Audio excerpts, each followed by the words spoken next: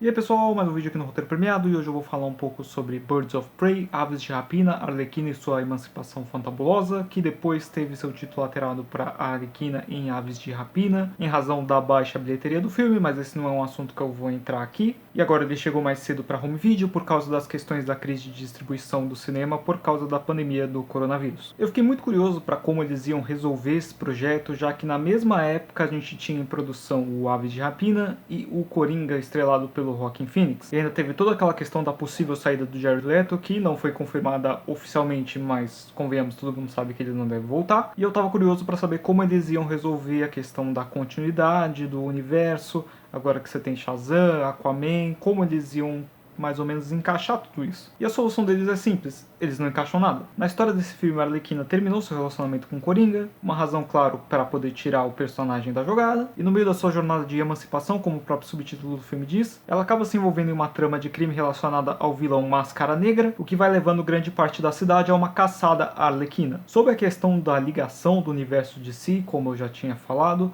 o filme é muito autocontido. A Warner já tinha falado dessa decisão de fazer os filmes da DC mais individuais, menos interligados, e aqui é mais um exemplo disso. O filme faz pouquíssimas referências a outros elementos do universo DC. Ele tem uma história muito fechada, muito centrada na personagem principal e no universo que ela vive. O filme segue uma estrutura narrativa não linear, contada através do ponto de vista da Arlequina, incluindo nisso muita narração. E aí já vem o primeiro ponto que não me agradou no filme. Quando eu fiz a crítica do filme do Sonic há pouco tempo atrás, eu citei que o personagem e o estilo de narração dele lembrava muito Deadpool. O filme de anti-herói da Fox de 2016 deu um vigor para as produções de super-heróis, trouxe um formato de narrativa mais interessante, muito inspirado em como o personagem age nos próprios quadrinhos, só que desde então vários filmes blockbuster vêm tentando replicar essa fórmula, de você ter um personagem que narra as coisas com um humor bem verborrágico, quebra a quarta parede constantemente, e esse filme sofre porque ele não simplesmente replica a fórmula, ele é praticamente uma mistura do primeiro Deadpool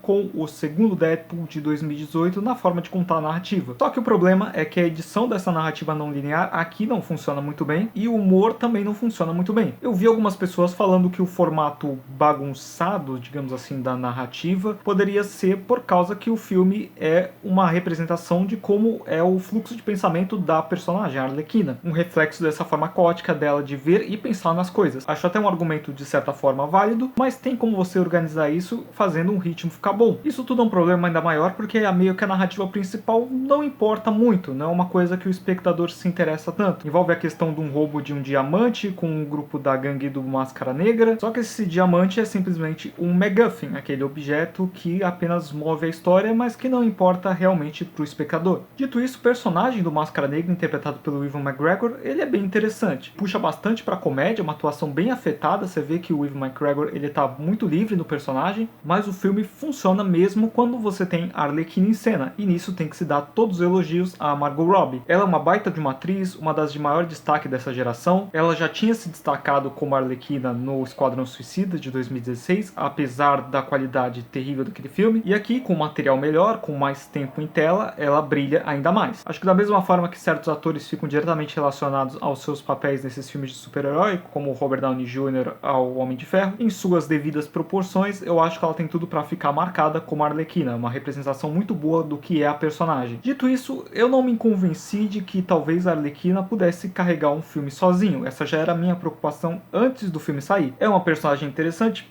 Sim, mas tem material para carregar um filme inteiro? Eu acho que, assim como eu, os produtores da Warner também ficaram com essa dúvida, e por isso que o filme se torna Aves de Rapina e não o filme da Arlequina. E aí eu acho que é aí que os problemas mais graves começam. Como um filme solo da Arlequina, ele funciona muito bem.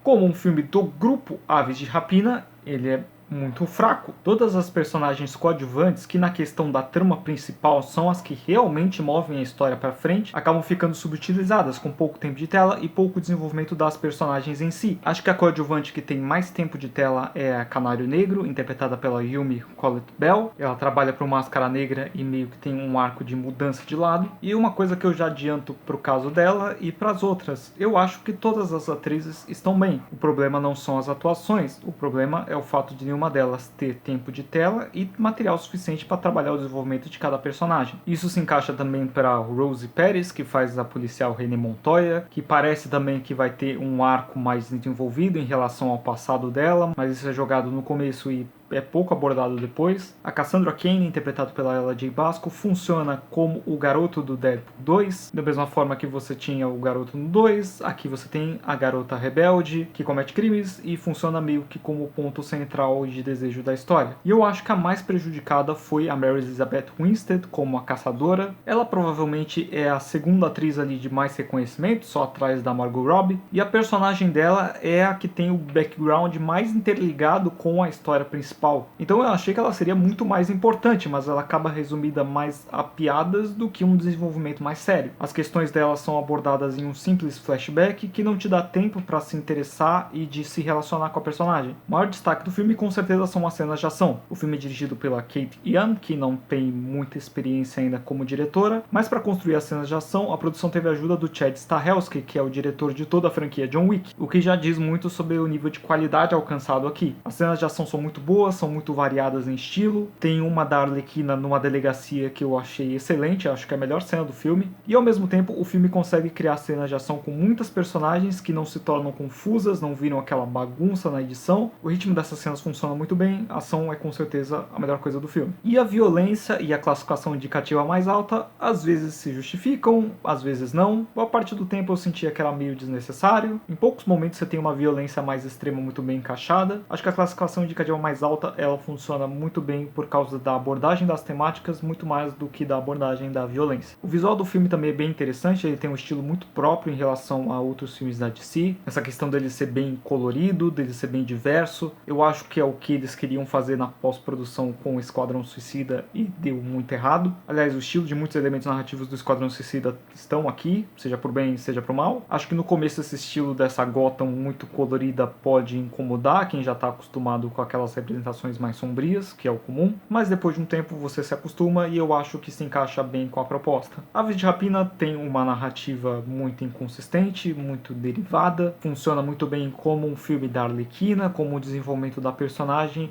mas falha muito como um filme de grupo. Ele não deixa grandes pontas soltas, ele deixa apenas indicações de como o futuro dessa franquia poderia seguir. O filme não tem cena pós-créditos, ele tem meio que um easter egg, digamos assim.